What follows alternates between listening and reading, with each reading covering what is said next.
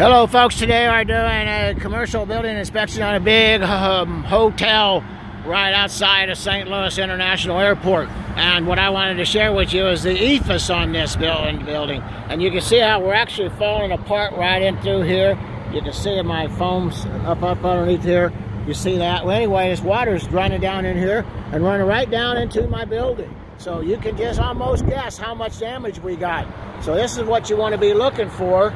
Especially on EFIs. This is a really bad job, and actually it was done back in the day that we didn't know how to actually apply EFIs correctly, or we just refused to, one or the other, and now we're having huge, big bug problems, and I've got a feeling we're going to see some wild stuff on this one before we're done. Anyway, folks, this is what we're looking for in a building inspection, and I appreciate you watching our videos. I'm going to get back to my work. It's wet, and it's cold, and it's raining, and I got to get her done. Thanks, folks. Have a great day. Galloway Building Services.